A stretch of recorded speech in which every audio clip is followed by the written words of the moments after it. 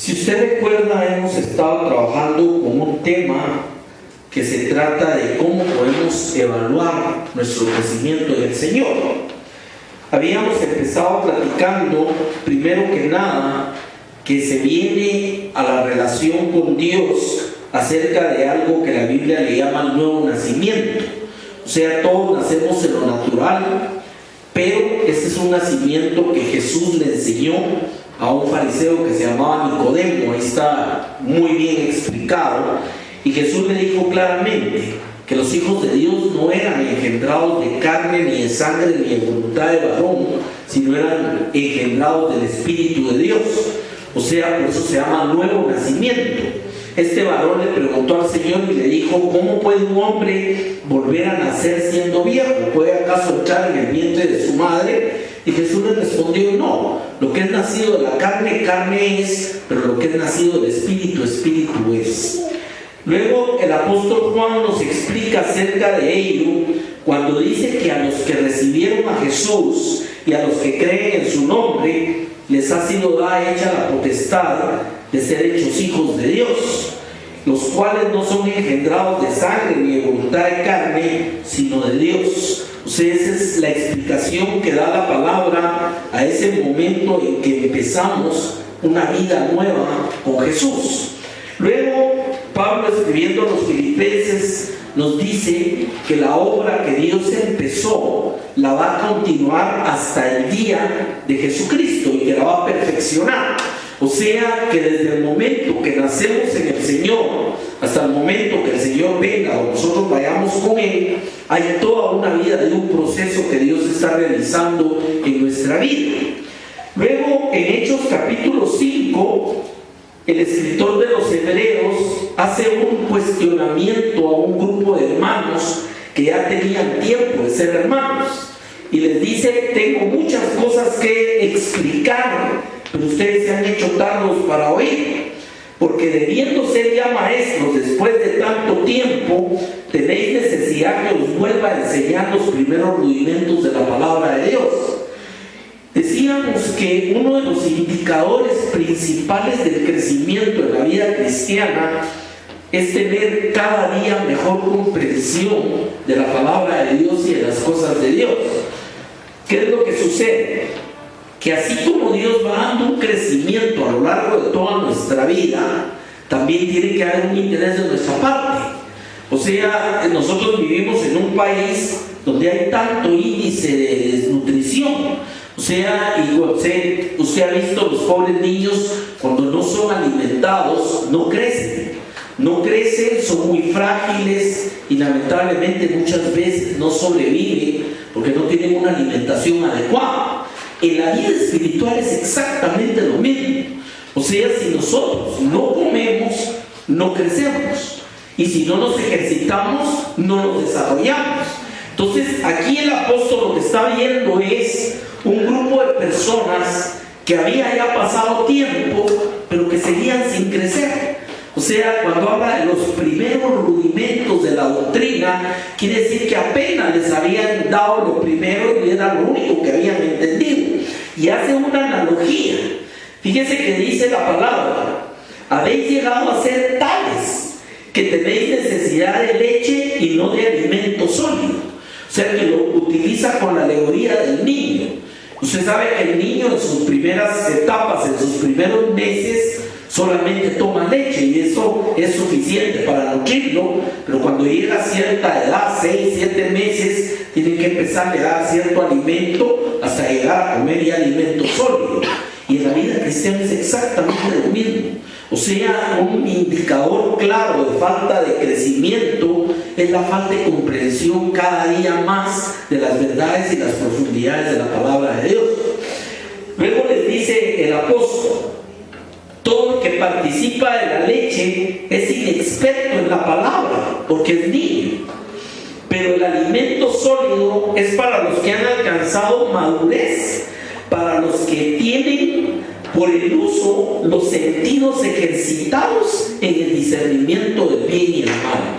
El segundo elemento que mirábamos en los primeros mensajes, porque esto ha sido una serie, es que la persona en el grado que está creciendo y madurando en las cosas de Dios tiene un mayor discernimiento entre el bien y el mal. Les comentaba una noticia que oí o leí en la prensa hace algunas semanas que me daba mucha tristeza. Unos señores que asaltaron un bus y mataron varias personas, y le preguntaban a uno de ellos que lo capturaron y le dicen: mire, ¿y usted no se arrepiente de lo que hicieron? Y el hombre dice: no, así de una vez, no me arrepiento. Y es más, hace una aseveración que es triste. Dice: ya lo habíamos hecho varias veces y Dios siempre nos guardaba. Pues me puede imaginar eso. Y le dice: sí, pero no le pesa lo que pasó. Pues mire, sí me pesa porque mataron a mi compadre, que era uno de los ladrones. O sea, ¿hasta dónde puede llegar la insensibilidad? Y hasta dónde puede llegar el endurecimiento del corazón humano. Ya no ve lo que es bueno y malo. Ya no hay discernimiento. Y eso lo estamos viendo en el mundo a una velocidad tremenda, especialmente en este tiempo. Luego empezamos a ver algunas evidencias o exámenes de ese crecimiento. Algo que habíamos comentado de este tema, que es muy importante, es que en la vida todas las cosas tienen una evaluación. El niño entra a kinder y para poder pasar a párvulos tiene que pasar cierta evaluación. Y luego llega a párvulos y tiene que empezar ya los números, las letras, y así llega primero. Y cuando sale primero tiene que saber leer. Y así vamos durante toda la vida hasta la universidad. O sea, no podemos pasar de un estatus a otro si no hay verdaderamente un desarrollo y un crecimiento. Y eso es en todas las cosas. En la música, en el deporte, siempre hay evaluaciones. Pero en la vida cristiana muchas veces no evaluamos la vida. Entonces podemos vivir como este grupo que hablaba Pablo, que hablaba el apóstol. O sea, la gente tiene 20 años de ser cristiana, pero sigue teniendo el mismo estado o tamaño espiritual de cuando conoció al Señor. O sea, no ha habido crecimiento en su vida. Entonces, ¿qué es lo que sucede? Que no tiene un discernimiento. Entonces todavía anda preguntando si aquello es bueno, si aquello es malo, o queriendo justificar lo malo por lo bueno. ¿Por qué? Porque hay inmadurez, hay una falta de poder realmente comprender cuáles son las cosas que a Dios le agradan o le desagradan. Habíamos platicado que una de las principales formas de evaluar el crecimiento es cuando el hombre empieza a reconocer su pecado. Ese es un tema bien importante. En el huerto del Edén, cuando Dios cuestiona a Adán y a Eva, todo el mundo tenía la culpa menos ellos. Adán le contestó: la mujer que tú me diste. O sea, la culpa la tiene ella, pero la tienes tú por haberme dado. Dios cuestiona a la mujer y le dice: es que la serpiente. O sea, hay personas que evaden siempre confrontar que tienen un problema y no pueden ser ayudados, lógicamente. ¿Por qué? Porque todo el mundo tiene la culpa, porque ellos son víctimas de las circunstancias, porque ellos a su entender están bien, no ha sido tan malo aquello. Muchas veces una de las formas de zafarse de esto es: mire, yo sé que estuvo malo, pero yo no soy como aquellos, esos son peores. O sea, como diciendo: estoy bien porque no soy tan malo como aquel otro. Todo esto es inmadurez, es falta de entendimiento del crecimiento cristiano. El apóstol Juan nos dice en 1 Juan 1:8: si decimos que no tenemos pecado, nos engañamos a nosotros mismos y la verdad no está en nosotros. O sea, ¿por qué la palabra nos lleva a ese punto? Porque si el hombre cree que él está bien y que no tiene problema, entonces no necesita de Dios, o simplemente no va a confrontar a Dios para pedirle perdón, ni va a haber arrepentimiento, porque toda la vida va a creer que la culpa no la tuvo él. Fíjense cómo las situaciones, y ahí es donde vienen expresiones, usted lo oye: es que las malas juntas, es que yo no quería, pero mi mujer. O sea, lo mismo el huerto del Edén, todos tienen la culpa. Yo he oído gente hasta decir: es que Dios me hizo así y entonces yo no tengo la culpa. O sea, hasta en eso hay una desviación. El segundo elemento acá es entender también nuestras propias debilidades. Todos tenemos debilidades, todos fallamos, pero cuando la persona no entiende sus debilidades, toda la vida se va a estar sometiendo a aquellas cosas que lo hacen caer. ¿Me entiende el punto de esto? La palabra nos enseña, hay una escritura en Timoteo donde Pablo le dice: huye de las pasiones juveniles. ¿A qué se refiere? O sea, Pablo dice: todo me es lícito, pero no todo me edifica. O sea, hay cosas en la vida que si la persona sabe que le afectan, ¿por qué se va a ir a meter ahí? Por ejemplo, yo me acuerdo hace años, yo conocí a alguien que Dios lo había sacado del alcoholismo y de repente resultaba otra vez metido ahí. Y una vez platicando le pregunté, le dije: ¿qué es lo que te pasa? O sea, ya era alguien que estaba creciendo en el Señor. Me dice: lo que pasa es que yo acepto ir con los amigos a la cantina para hablarles de Cristo. O sea, esa es una falsedad, ¿me entiende? O sea, ¿qué es lo que sucede? Si la persona sabe que tiene debilidad en algo, debe huir de esa situación. Dice la palabra aquí mismo en 1 Juan 1:9: si confesamos nuestros pecados, Él es fiel y justo para perdonar nuestros pecados y limpiarnos de toda maldad. Para Él tiene que haber un arrepentimiento. Y la palabra arrepentimiento es una palabra que nos lleva a confrontar sin excusas. Eso significa literalmente. ¿Por qué?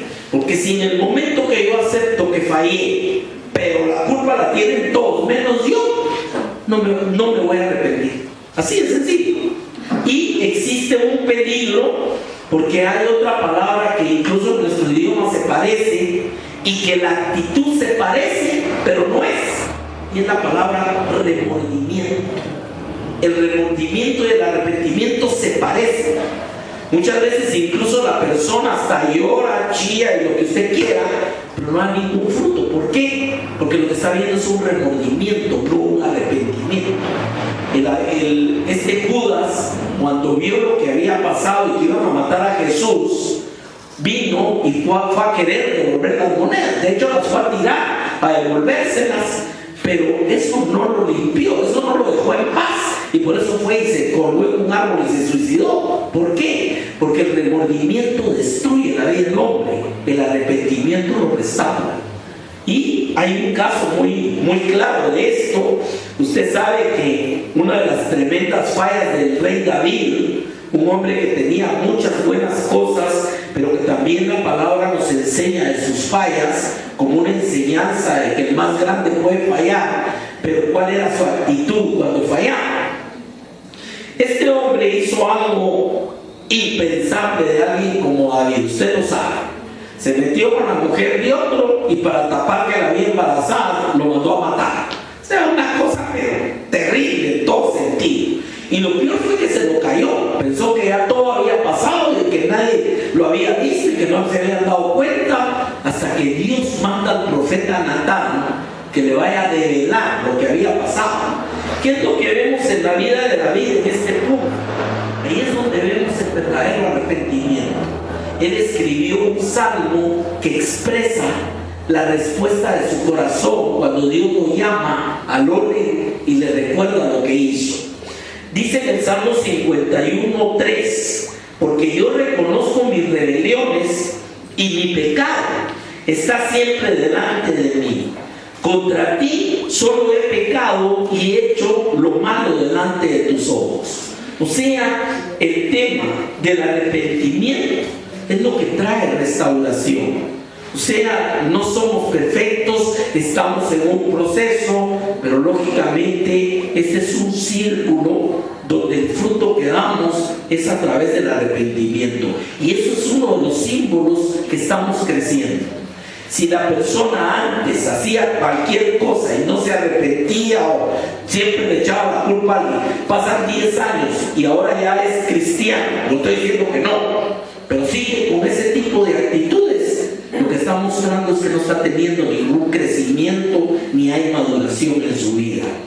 Habíamos platicado que uno de los temas más difíciles que sirven para mostrar el crecimiento es el tema de poder tener gozo en medio de las pruebas. Este es un tema complicadísimo. Mi hermano creo que lo está viviendo ahorita. O sea, fácil es levantar las manos y alabar a Dios cuando las cosas están bien, pero cuando están mal es cuando se va a mostrar el crecimiento que hayamos tenido. Fíjense que el apóstol Santiago dice: hermanos míos, tened por sumo gozo. Incluso yo hacía la mención de la palabra sumo. Eso quiere decir por grande. Tened por sumo gozo cuando os halléis en diversas pruebas. Entonces la pregunta es: Señor, ¿cómo puedo yo tener gozo en medio de una situación, una circunstancia, de una enfermedad, de una carencia, de una pérdida, de un problema? Pues eso es lo que está diciendo la palabra. Luego dice: sabiendo que la prueba de vuestra fe produce paciencia.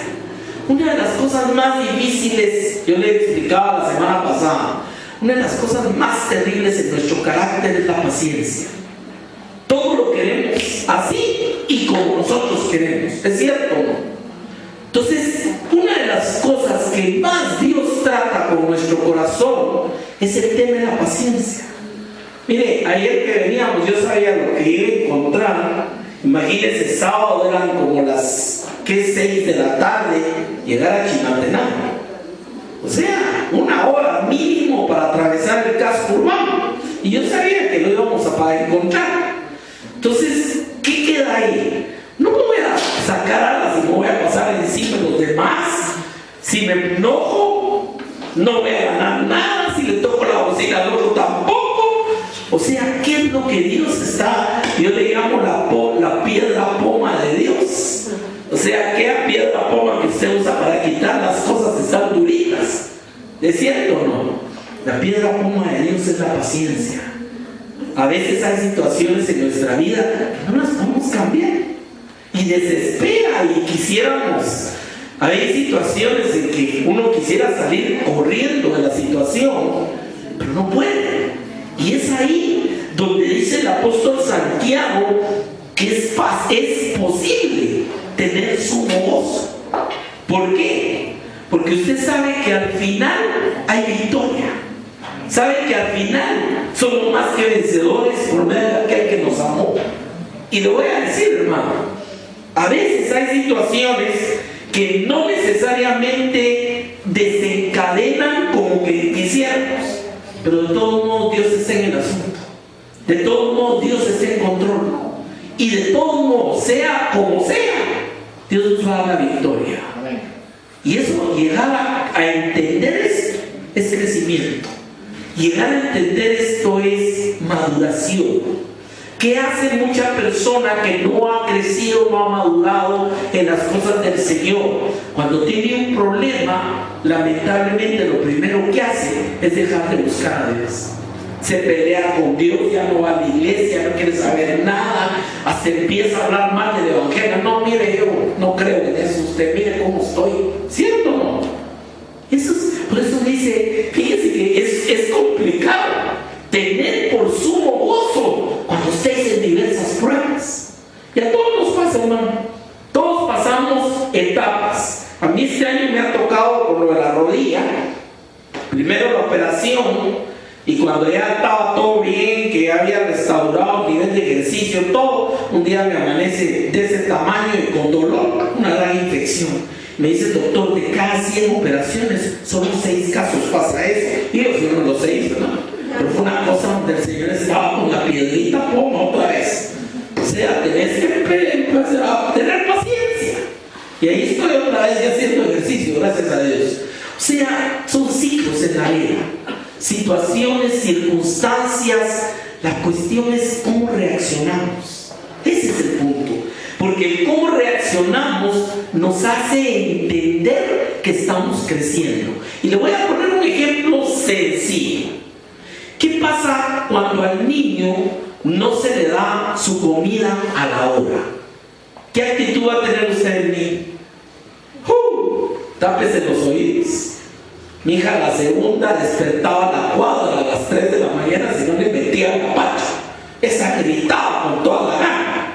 O sea, el adulto sabe que no puede comer en ese momento y va a empezar a gritar y a chillar y a patalear, o se va a esperar. Se va a esperar. Y mire, yo conozco una personita que dice que me pongo así cuando me comí, y yo sé. Y una vez tuvimos una experiencia casi única, es mi esposa, pero le digo, una vez le tocó, y lo que voy a decir es literal, le tocó viajar por 3 países y no sin comer. O sea, como una cosa, pero una cosa excepcional. Estábamos en lo que le llaman trifinio, fuimos a Paraguay, Argentina y Brasil en cosa de una tarde y no había qué comer porque había una fiesta en los 3 países y habían cerrado los restaurantes y nosotros habíamos llegado esa tarde y la pobre andaba loca porque había que comer. Le digo, pues hoy sí, hasta por 3 países fue a dar la vuelta sin comer y hasta la noche porque ya no había otra forma. Pero esas son formas como Dios nos va enseñando también. Ahora, el niño podría usted explicarle, no, mira, mijo, yo unas 3 horas va a haber que comer. El niño no entiende. Entonces, prácticamente la madurez se va mostrando con la paciencia. Se va mostrando de la forma como reaccionamos ante las circunstancias también. Es una prueba clara de que estamos creciendo en las cosas del Señor o que no estamos creciendo también. Vimos también que las mismas tentaciones son una oportunidad de crecimiento. Pareciera que no, pero así es. Dice Génesis 12:1. Vino el Señor y le dijo a Abraham, todavía no se llamaba Abraham, vete de tu tierra y de tu parentela a una tierra que te mostraré y engrandeceré tu nombre y serás bendición. Y aquel hombre salió sin saber para dónde iba. Es una tierra muy árida, muy seca, donde si alguien no, claro, hoy hay carreteras asfaltadas, pero si no, uno ahí se perdería inmediatamente. O sea, todo es igual, todo es arena, todo es resequedad. Ahora, imagínense lo que le dijeron a Abraham: sal para una tierra sin saber a dónde ir. O sea, confiaba en que si Dios le estaba diciendo sal, es porque Dios lo iba a guiar. Y ese es el tipo de maduración. ¿Qué hubiera hecho Abraham si no confiara y creyera en Dios? No se mueve de ahí. ¿O quiere mapa? ¿A dónde voy a llegar y qué voy a encontrar ahí? Si no, no me voy. O sea que parte del crecimiento es responder a Dios con situaciones a veces que no sabemos ni para dónde vamos. Pareciera que no, pero Dios tiene control. Y si le dijo a Abraham, sal y vete de aquí, era porque tenía un propósito. Y mire qué propósito. Dice la palabra en Gálatas que nosotros en Cristo somos hijos de Abraham. O sea, imagínense cómo vino eso. Y en el tema de las pruebas y las tentaciones, es una forma también de oportunidad de ver la mano de Dios. O sea, es ahí donde podemos saber que ahí está Él. Fíjense que un caso es Moisés. Moisés, cuando tuvo que huir de Egipto, por lo que se dieron cuenta lo que había hecho y todo, dice, hay una palabra en el libro de Hebreos, dice, se sostuvo como viendo al invisible. Expresiones, hermano. Se sostuvo como viendo al invisible. ¿Qué era lo que lo sostenía? Saber que había un propósito de Dios en su vida, aunque en ese momento las circunstancias no tenían ningún tipo de propósito. Pero ese es el punto. Entender esa situación. Llegar a comprender que Dios sigue siendo Dios, sigue estando sentado en el trono y sigue estando en control de las situaciones. Y le digo, qué maravilloso, porque eso va a ayudar a nuestro corazón, no solo como un consuelo, porque muchos dicen, no, mire, está bueno, así su corazón se consuela. No, momento. No es solo consuelo, es edificación, es confianza, es fe, es saber que mi Dios está ahí, aunque yo no lo vea, aunque yo no lo sienta, Aunque parece que las situaciones no están resultando como Él dijo, pero sigue estando Dios en el lugar donde dijo que iba a estar. Amén. Amén. Sigamos bien. El servicio al Señor. Dice 1 Corintios 15:10, el apóstol Pablo: por la gracia de Dios soy lo que soy, y su gracia no ha sido en vano para conmigo. Llegar a crecer en el Señor, en primer término, es entender que somos lo que somos por la mano de Dios. Sea grande, sea chiquito, sea lo que sea, pero somos lo que somos en Dios. Amén. Y le digo, es la medicina contra cualquier tipo de jactancia. Por eso la palabra dice: ¿de qué me voy a jactar? De mis debilidades. Porque cuando yo soy débil, entonces soy fuerte. O sea, parecieran ser paradojas, parecieran ser cosas contrarias, pero no si está Dios de por medio. Y fíjese, dice: soy lo que soy y su gracia. O sea que lo que soy es producto de la gracia de Dios. Eso significa que Dios nos da no porque merezcamos, sino porque en su plan y su voluntad Él nos quiere dar. Ese es el punto que a veces no entendemos. Y la otra, dice: su gracia no ha sido en vano para conmigo. Todo lo que Dios nos da no es en vano. No es solo para que usted lo tenga guardadito o le ponga marquito en la ¿cómo se llama? En la casa y diga que qué bonito. Hay gente que tiene la Biblia abierta con el Salmo 23, el 91. Esto no está hecho para que usted lo ponga en exhibición. Está para que lo mire en su vida, en su corazón. Amén. ¿Y qué sucede en esto? Oiga, antes he trabajado más que todos ellos, pero no yo, sino la gracia de Dios. Porque o sea yo, o sean ellos, así predicamos y así habéis creído. O sea, hermano, un indicador de crecimiento claro es el deseo de servir a Dios. O sea, a mí me entristece alguien cristiano que pasa años sin mover un dedo para las cosas de Dios. ¿Qué me indica eso? Cero crecimiento. Y lamentablemente le voy a decir algo: lo que no se practica se olvida. Hay muchos que todavía en un tiempo estuvieron aquí y ahora están para atrás, porque lo que no avanza retrocede. Hay una ley en la naturaleza que nos enseña que cuando las cosas no se usan, se deterioran. ¿Sabía usted eso? O sea, ¿qué pasa, por ejemplo, con el tema de la rodilla? Lo que me pasó, me dejan la rodilla tiesa un mes y al mes ya me cuesta volver a usarla. La vez pasada me pasó con la mano. O sea, todo lo que usted no lo usa, se deteriora. Entonces, Dios nos ha dado por su gracia un llamado, nos ha dado dones. Yo estoy plenamente convencido que así como en tu cuerpo no hay nada que sobre, todo lo puso Dios con un propósito ahí. Igualmente en el cuerpo de Cristo no hay nadie que esté y que no tenga una función.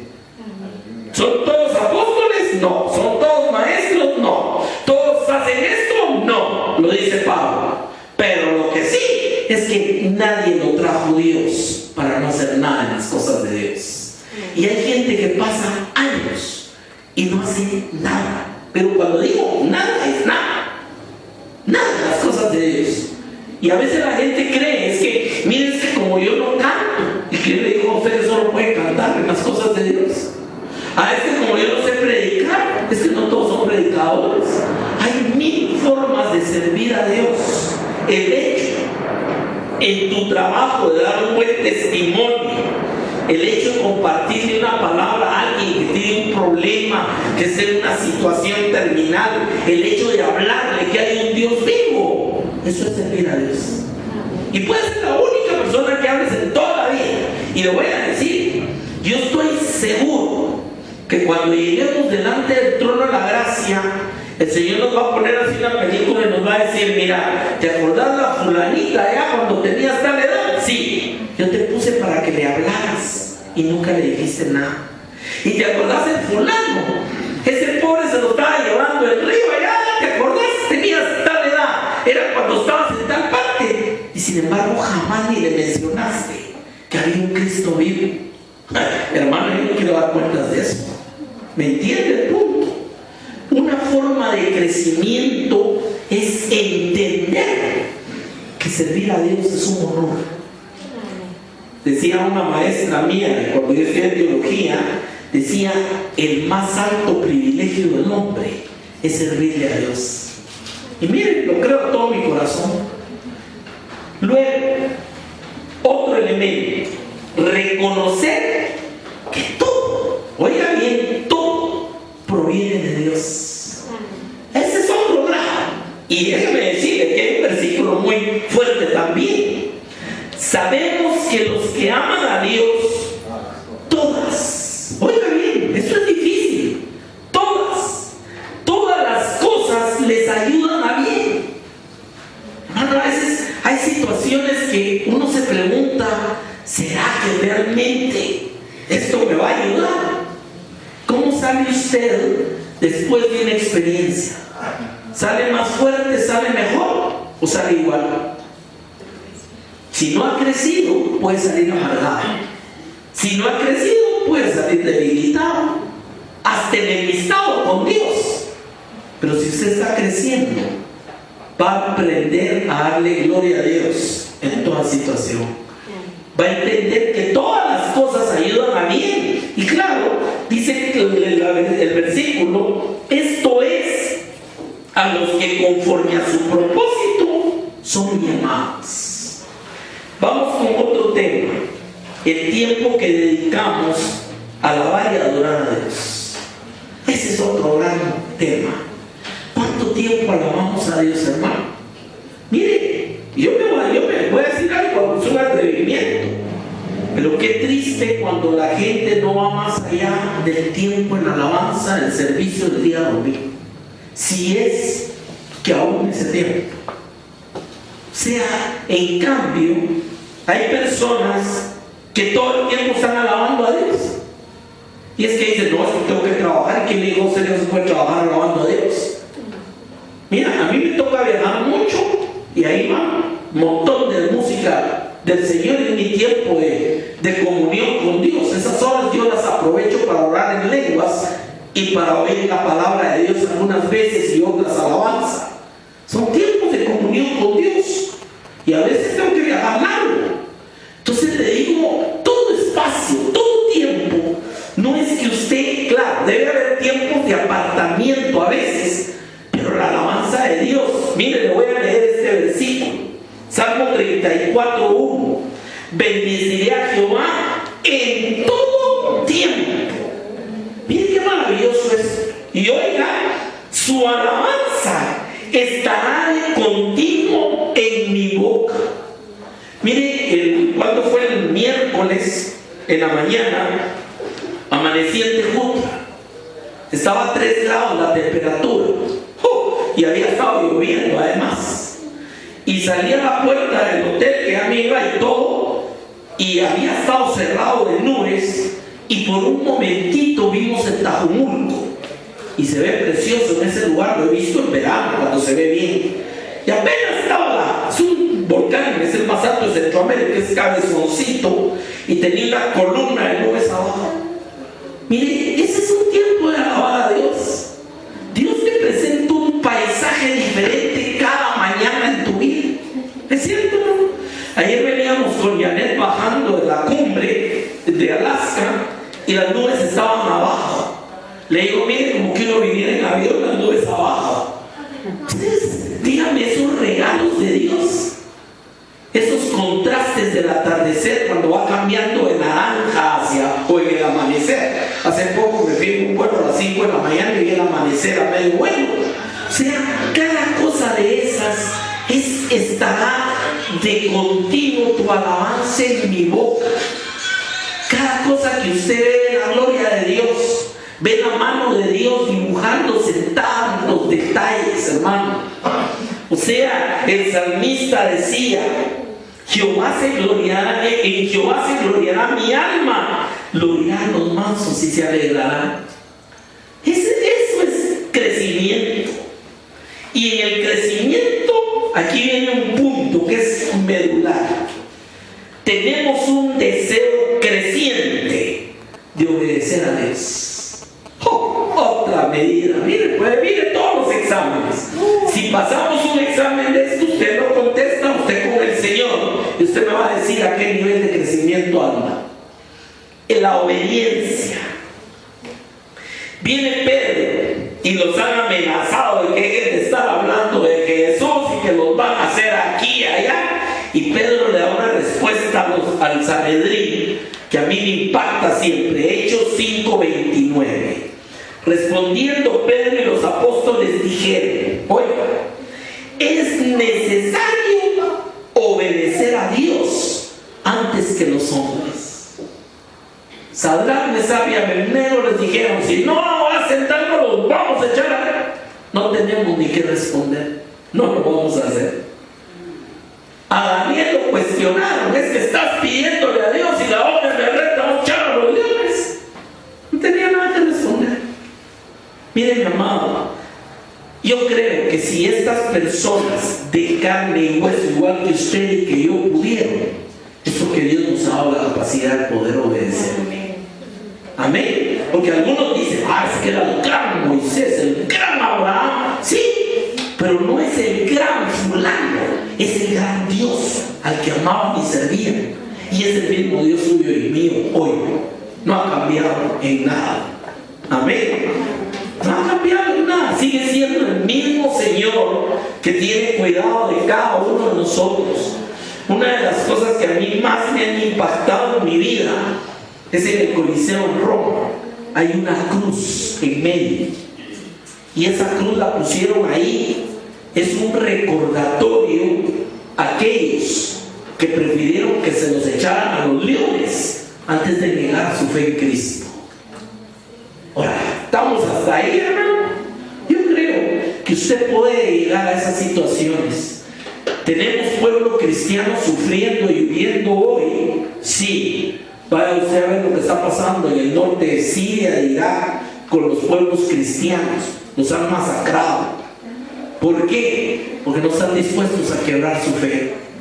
O sea, toda la vida vamos a encontrar gente que está dispuesta a ser fiel a Dios y a obedecer a Dios. Y ese es un símbolo de crecimiento. Usted agarra al niño chiquito y le dice: sentate ahí. Ni que lo amate, hermano. No le va a hacer caso. ¿Es cierto o no? Pero si le dice: no toques eso, ya estuvo que le dijo tocar. Yo me acuerdo que cuando mis hijas estaban pequeñas, a él le gustaba mucho hacer colección de tacitas y cositas así, y tenía pero bien. Mire cuánto llegó, y ese que era tremenda, mi hija grande. Así llevaba al cuarto a veces las manitas, y no le abría la manita y viene tacitas y hasta que luego lo quitó y lo guardó. O sea, el niño no obedece, cuesta que obedezca, tiene que tener una serie de procesos, y el niño en Cristo tampoco obedece. De nada sirve que usted le diga: hermano, ore, hermano, venga, hermano, levante sus manos, hermano, lea la palabra. ¿Por qué? Porque es niño. Es niño. Y si es niño, no va a obedecer. Pero ¿qué pasa cuando empieza a crecer, empieza a madurar? Cuando empieza a llegar a cierta etapa de crecimiento en su vida, ¿obedece o no obedece? Mire, yo por ahí tengo unos sobrinos que la mamona mira, les da y los muchachitos hacen caso. Desde que eran chiquitos, ahora ya son grandes.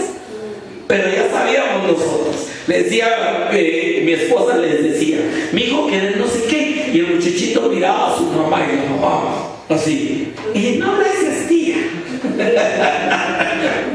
O sea, obediencia es símbolo de crecimiento también, hermano. Miren qué maravilloso es. Ahora, tenemos un deseo ferviente de contar las cosas que Dios está haciendo en nuestra vida. Mire, hermano, hay gente que pasa años sin contar nada de lo que Dios ha hecho en su vida.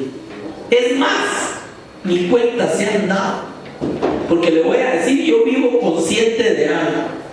Yo salgo de mi casa en la mañana, los lunes especialmente tengo que trabajar en la zona 10. Y yo estoy consciente que a saber de cuántas cosas no lo libra el Señor a uno en su camino. Una vez iba yo llegando allá a la Mati para meterme a la Sexta Avenida y se empezó a trancar el tráfico, pero a trancarlo. Yo dije, esto no es normal. ¿Qué? Habían matado a un pobre chofer ahí en la 24 calle. O sea, ¿quién evita que usted esté pasando en ese momento ahí? Que usted esté en el lugar inadecuado, en el momento inadecuado, cuando pasa lo inadecuado. El que lo guarda es Dios. ¿Es cierto o no? Pero en nuestro país es uno tras otro las situaciones. Pero le digo, todo eso nos lleva a contar fervientemente lo que Dios ha hecho en nuestra vida. Y claro, también aquí entra un factor que es muy importante. Tal sea el tamaño de lo que Dios ha hecho en mi vida, así tengo ganas de contarlo también. Le cuento este caso, Marcos 5:19. Aquel hombre que tenía 2000 demonios y andaba gritando por los cementerios desnudo y rompiéndose con piedras y nadie lo controlaba. ¿Cuál fue el deseo ferviente de este hombre cuando es liberado, cuando es restaurado por el poder del Señor? ¿Cuál es? Lo que quería era irse con Jesús. Eso quería. Ni menos, imagínense. Lo estaba sacando de una vida tan miserable como la que tenía.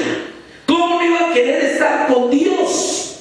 Hermano, si algo a mí me crispa de veras, es que a veces he visto gente que Dios la ha sacado de una vida miserable y no tienen deseo de estar con Dios ni de servirle. Es lo peor que usted puede ver, hermano. ¿Correcto? Oiga eso. Mas Jesús no se lo permitió, sino que le dijo, este fue el famoso Gadareno: vete a tu casa, a los tuyos, y cuéntales cuán grandes cosas el Señor ha hecho contigo y cómo ha tenido de ti misericordia. Ahora, déjeme decirle por qué no lo dejó ir con él y por qué lo mandó. Jesús fue rechazado desde la misma ribera del lago donde se había bajado el barco. No querían que entrara ahí. Pero tiene tanta misericordia y tanto amor para aquella gente que entonces les manda a alguien que les vaya a contar. Eso es amor. Usted sabe que los judíos eran despreciados y despreciaban a los samaritanos. ¿A quién mandó Jesús a evangelizar a los samaritanos? A una mujer que venía de mala vida. Esa es la gracia de Dios, hermano. ¿Y qué dice la palabra de este hombre? Marcos 5:20. Y se fue y comenzó a publicar en Decápolis cuán grandes cosas había hecho Jesús con él. Hermano, cuando uno tiene gratitud a Dios por su misericordia y su amor en nuestra vida, hermano, no te puedes quedar callado. ¿Es cierto lo que digo? No es cierto. O sea que un símbolo de madurez es que queremos contar las cosas que el Señor está haciendo en nuestra vida, hermano. Y claro, alguien podrá decir, me libró de un elefante, otro dirá, me libró del ratón. Pero no importa, la gloria es de Él. Así es sencillo, la gloria es de Él.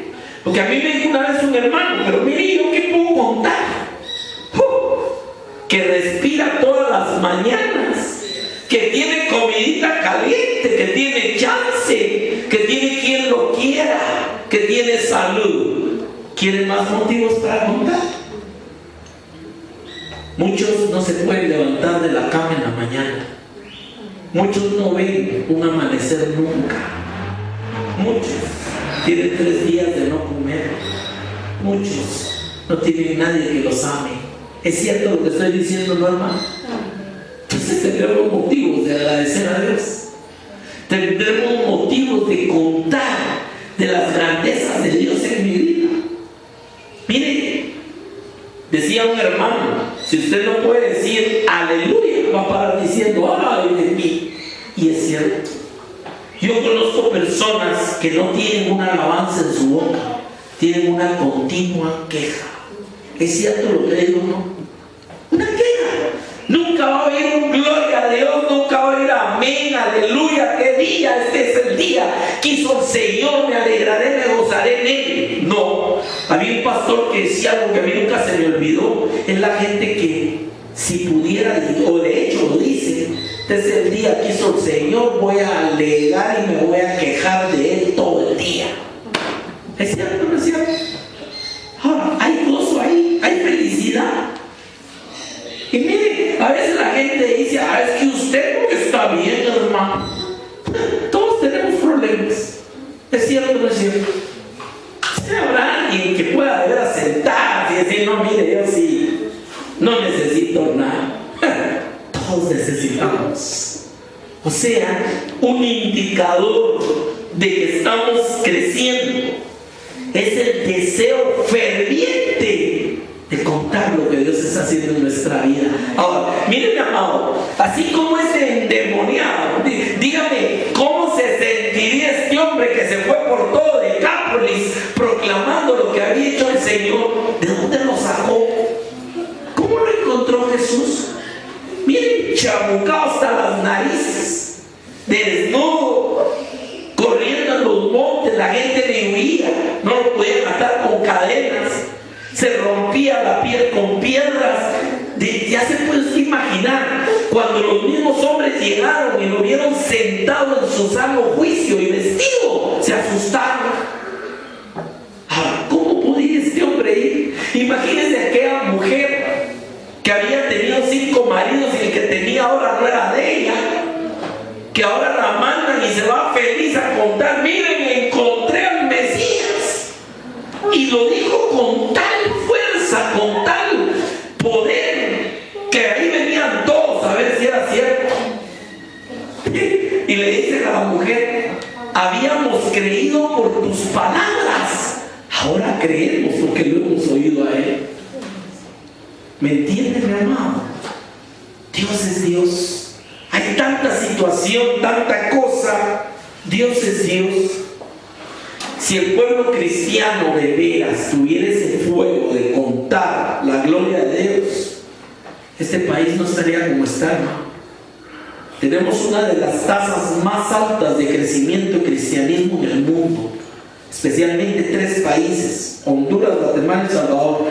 Pero desde el punto de vista de criminalidad, somos llamados el Triángulo Norte, el más alto índice de homicidios, de narcos y un montón de cosas. ¿Por qué? Porque tenemos mucho cristiano apagado, mucho cristiano que no habla de la gloria de Dios, porque ni ellos mismos a veces están sintiendo ni cosquillas, hermano. Dice mi hermano Berberian, Dios no es martillo para que lo sienta. Pero yo le decía una vez al hermano, sí, hermano, pero a veces los cristianos necesitarían un martillazo para sentir al Señor. Que si no camina. Y todo esto viene a amarrar con otro aspecto: reconocer la presencia de Dios en nuestra vida. O sea, ¿por qué el religioso tiene que ir a cierto lugar a buscar a Dios? Porque no lo tiene en su casa, no lo tiene en su corazón, no lo tiene en su vida. ¿Es cierto o no? Entonces, una forma de expresión es ir a buscar. A veces la gente dice, es que vamos a estar con el Señor. Perdónenme, con Él amanece, con Él duerme, nunca te dejará ni te desamparará. Jesús dijo claramente, estoy con vosotros todos los días hasta el fin del mundo. Y que yo sepa, el mundo no se ha terminado. O sea, ¿es buscar a Dios o es estar con Dios? Ese es un cambio de estatus, ¿se entiende? Y déjenme explicarlo de esta manera. ¿Qué pasa cuando al niño chiquito lo dejan con un extraño? ¿Cómo reacciona? Llora. ¿Por qué? Porque no tiene cerca a la persona que sabe que lo ama y lo cuida. ¿Es cierto o no? Pero ¿qué pasa cuando ya madura y crece? ¿Va a llorar porque lo dejaron solo, porque está con algún extraño? ¿O está consciente que ahí está aquel que le ama? ¿Ve? Maduración también. Eso es crecimiento. Y no necesita que esté presente la persona que sabe que lo ama y que lo cuida para tener paz. Sabe que ahí está. El niño no. El niño, si no mira, no va a querer quedarse, va a llorar. No va a querer. ¿Por qué? Porque necesita ver. Y le voy a decir, parte de la falta de maduración es cuando la gente se hace dioses porque necesita verlos. ¿Me comprende? Pero si usted sabe que Él está con usted, eso va a tener varias incidencias. Primero, la calidad de vida que vives, porque sabes que Él está ahí, no te puedes esconder. Y segundo, la confianza. Pase lo que pase, sigue estando ahí contigo. No te dejaré, no te desampararé, estaré contigo siempre. A Isaías le dijo: cuando pases por el fuego no te quemará, y si por las aguas no te anegarán. Sabía, hermano, Daniel, cuando lo echaron en el pozo de los leones, sabía que el Señor estaba con él. Por eso en la mañana que se levantó el rey y llegó: Daniel, Daniel, con la expectativa, ¿qué pasó? ¿Cuál fue la respuesta?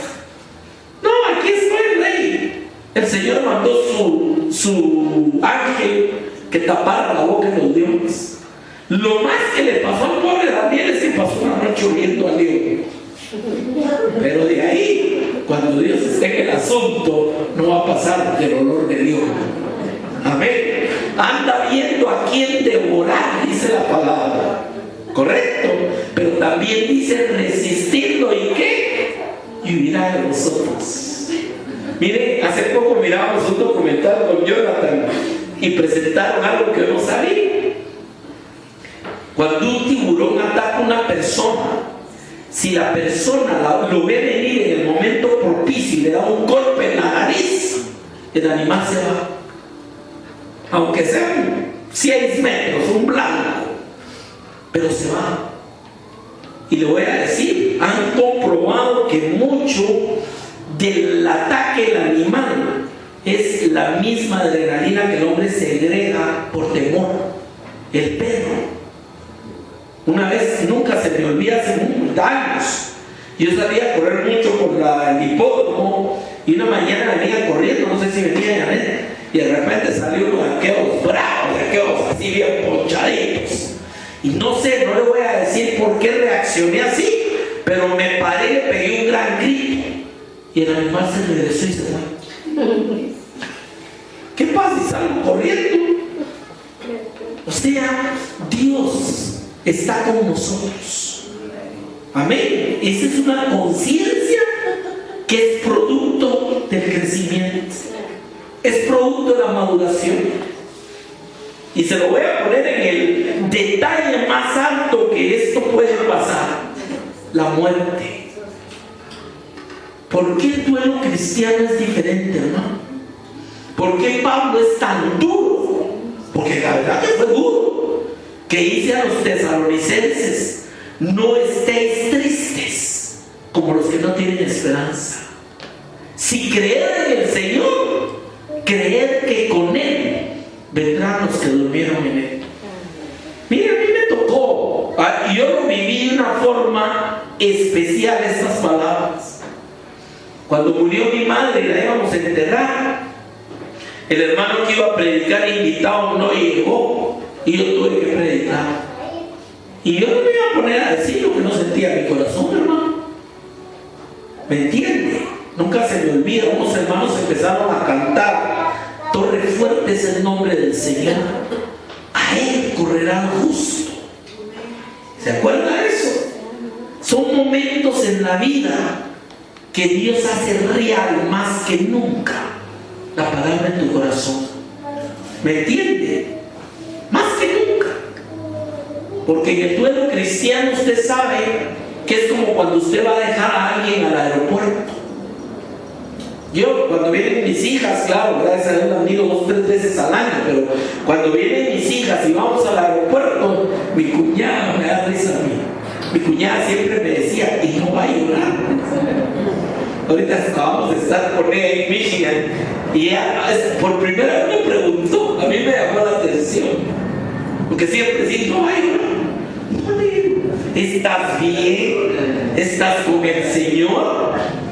No te puedo regresar, tú vas a llegar. O sea que es una separación temporal. Igual son las cosas de Dios en la muerte también. A eso se refería el apóstol Pablo. Fuimos a dejar a alguien que ya sea que lo alcancemos o que nos alcance. Y regresa con el Señor también. Otras perspectivas. Reconocemos la presencia de nuestro Dios en nuestra vida. Nos faltan algunos elementos. Yo le dije que esto iba a dar para varias semanas. Llevamos 3. Todavía nos falta una semana más. Solo voy a adelantar con un punto más. Nuestro tiempo de oración y de meditación en la palabra. Eso es símbolo exacto de crecimiento. Muchas personas ven la Biblia cada domingo en el servicio. Hasta dejaron el papelito donde se quedó el pastor la semana pasada y la vuelven a abrir ahí y ahora buscan la nueva. En la semana Jesús dijo, no solo de pan vivirá el hombre, sino de toda palabra que sale de la boca del Señor. Pero hay mucha gente que puede vivir perfectamente en ayuno de la palabra de Dios. ¿Es cierto o no es cierto? O sea, o si no, un salmo de vez en cuando, o cuando hay problemas. La fe viene por el oír, y el oír por la palabra de Dios. Y mi maestra decía, de esta clase de teología decía, y la fe viene por el oír, y oír, y oír, y oír, y oír, y oír la palabra. Si usted no tiene fe, es como que no le eche gasolina al carro. No va a caminar. Puede estar muy bien hecho, puede estar muy bien, pero si no tiene gasolina no lo ve en ningún lado. Y la fe de muchos es como un carro sin gasolina. Y cuando lo quieren arrancar, usted ha visto cuando arranca un carro sin gasolina, todo, porque no tiene, apenas está jalando unas cositas. Así es la fe de muchos hermanos. Cuando tienen que moverse, cuando tienen una situación, no arrancan. Entonces, ¿qué pasa? A pedir el empujón a todo el mundo. Hermano, por mi hermano, y me encargo, hermano, ¿sí? Yo le llamo el jalón, el empujón. Hay gente, la pobre, se le apagó el carro en la calle y lo van empujando los demás y no caminan. Y hay muchas vidas de cristianos que van a puro empujón, hermano. ¿Es cierto o no? Termino con este tema, Josué 1:8. Nunca se apartará de tu boca este libro de la ley. Eso no quiere decir que usted va a estar repitiendo versículos, no. Pero cuando dice no se apartará, es porque tus respuestas están en línea con las cosas de Dios. Siempre. Amén. Pero claro, de día y de noche meditarás en él. La palabra nos fue dada para rumiarla. Hay una palabra que viene del hebreo que a mí me gusta mucho, porque cuando habla de la meditación, la raíz etimológica es como rumiar. Esa palabra la entendemos en ciertas especies, como la vaca. La vaca come, mastica y traga, pero traga en un lugar intermedio. Y después vuelve a jalar y vuelve a seguir masticando. Como los patojitos que mastican el chicle, lo guardan un rato en el escritorio y vuelven a agarrar. Perdóneme la comparación, pero están ahí tal y ya no sabían nada, pero ellos ya lo están masticando otra vez. La palabra es para masticarla todo el tiempo, de día y de noche. Amén. A mí, hermano, pero yo tengo que trabajar, yo también. Pero mire que tengo que hacer otras cosas, yo también. Pero de todos modos se hace el tiempo de meditar de día y de noche. ¿Para qué? Para que guardes y hagas todo lo que en él está escrito. Y aquí podemos ver uno de los principales símbolos, no solo de crecimiento, sino de que estás haciendo lo que la palabra dice. Oiga lo que dice: porque entonces harás prosperar tu camino y todo te saldrá bien. Esa es una consecuencia directa. Ahí me voy a quedar esta mañana, todavía nos falta en el mensaje. Amén. Vamos a orar esta mañana.